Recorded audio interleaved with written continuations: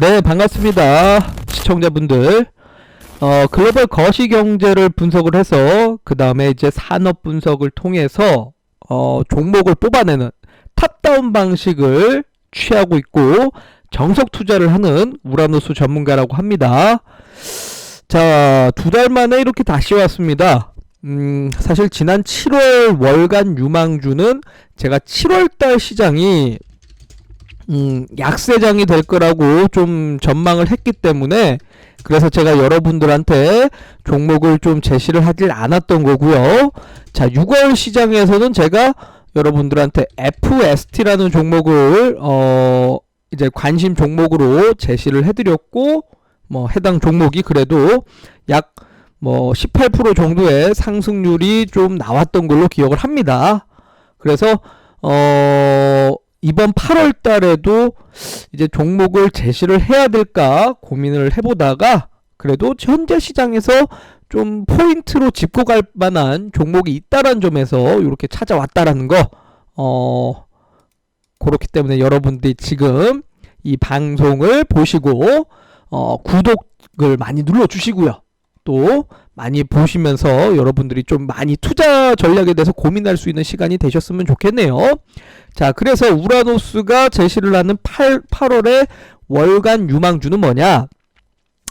자, 오늘이 이제 7월 31일입니다. 7월 31일인데 오늘이 무슨 일이 있었냐면 삼성전자의 실적 발표가 나왔습니다. 근데 실적 발표는 뭐 보시면 알겠지만은 작년 대비해서 약 55% 정도 영업이익이 감소했다라는 거. 그러니까 뭐 요즘에 사실 대부분의 기업들의 이익이 감소되는 추세입니다.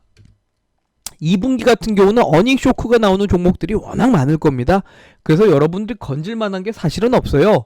뭐 어떻게 보면은 그야말로 어닝 서프라이즈가 나오는 종목들 같은 경우는 단기 매매로 활용을 가능한데 대부분들의 기업들이 실적이 안 좋기 때문에 매매로 활용하기가 까다롭지가 않을 겁니다. 근데 이 실적이 중요한 게 아니라 이제 결국은 향후의 이제 비전, 소위 말해서 전망이 중요한 건데 삼성전자의 컨퍼런스 콜, 소위 말해서 이제 이런 대형 그룹사들은 단순하게 실적 발표만 하는 게 아니라 실적 발표를 하면서 향후에 어떻게 될 것이다라는 전망을 이제 제시를 합니다. 그래서 많은 좀 증권가 애널리스트들이 가가지고 뭐 질의응답 시간을 통해서 지금 현재 상황이 어떤가를 좀 얘기를 많이 하는데 여기에서 이제 여러분들이 좀 종목을 뽑아내실 수도 있는 저는 기회라고 봅니다. 자, 실제로 좀 이제 요렇게 뭐 데이터들이 뭐 기사로도 오늘 나왔을 텐데요. 여러분들도 찾아보시면 알 거예요.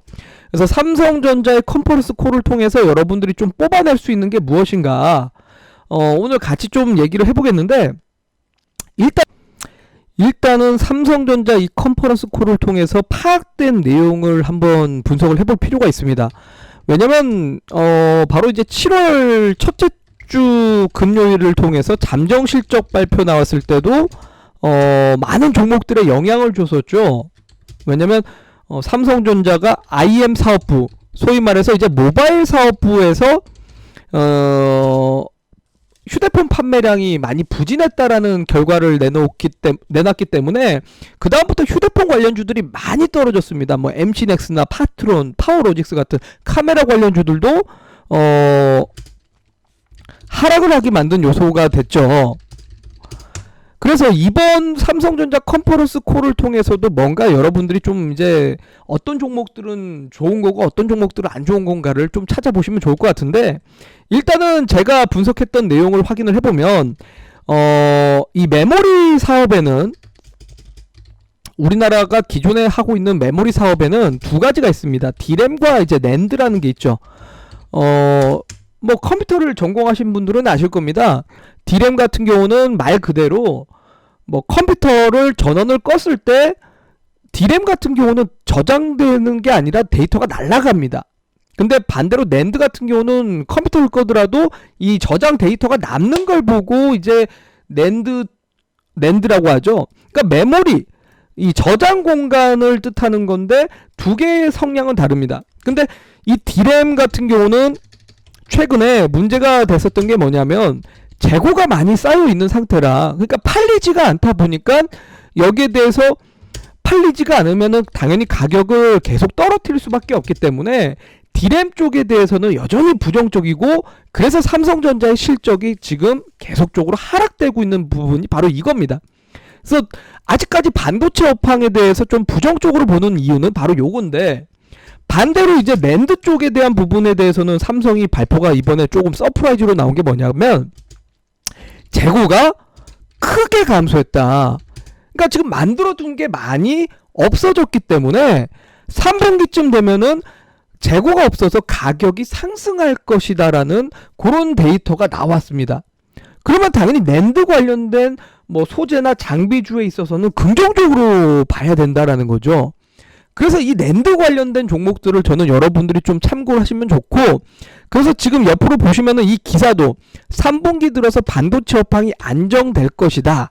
자, 요거는 아마 우리 기자분께서 좀 정확하게 찾아보지 않고 그냥 쓰신 것 같아요. D램 쪽은 아직까지 회복에 대한 게 안 보입니다. 하지만 낸드가 재고가 크게 감소됐기 때문에 반도체 업황이 회복할 것으로 본다라는 겁니다.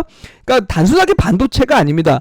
웬만한 반도체 종목들은 그러니까 부정적으로밖에 볼 수가 없는 건데, 낸드 관련 쪽은 재고가 감소했기 때문에 가격 상승으로 인해서 수혜를 볼 수 있다라고 보시면 될 것 같고, 그럼 낸드 관련된 종목들 중에서 어떤 걸 봐야 되냐? 뭐 좋은 종목은 많습니다만 저는 가장 대표적인 종목,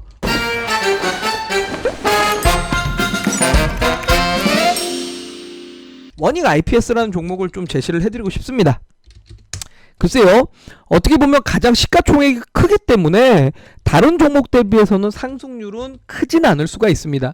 하지만 원익 IPS가 가장 대장주입니다.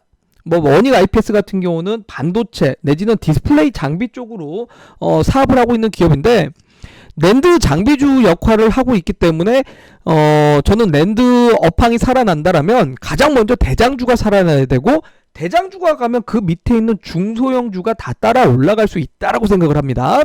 그래서 이 낸드 관련된 대장주 원익 IPS를 8월 월간 유망주로서 여러분들한테 제시를 해드리고, 지금은 보면은 지난 뭐 5월달 시장이 안 좋았기 때문에 역배열로 바뀌었다가 최근에 저점을 올려가면서 삼각 수렴형 구간에서 지금 있는 상태죠.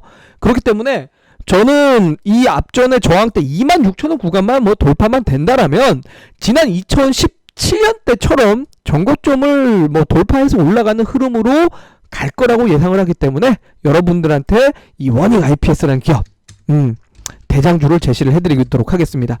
자, 오늘 뭐 대장주를 제시를 해드리는데, 대장주를 보고 그 밑에 있는 뭐 중소형주도 찾아내신다라면 여러분들한테 아마 좋은 투자 전략이 되지 않을까라고 얘기를 드리고요. 제가 만약에 이 종목을 대응한다라면 저라면은 손절가 23,000원 구간대를 손절가로 대응을 하면서 일단은 1차적으로는 전고점 28,000원까지 대응을 하고, 시장 환경이 따라준다라면 그 위에 목표가까지 한번 도전을 해볼 수 있을 것 같다라고 얘기를 드리면서 오늘 여기서 물러가도록 하겠습니다. 우리 개인 투자분들 성공 투자하시고요. 다음 기회에 뵙도록 하겠습니다.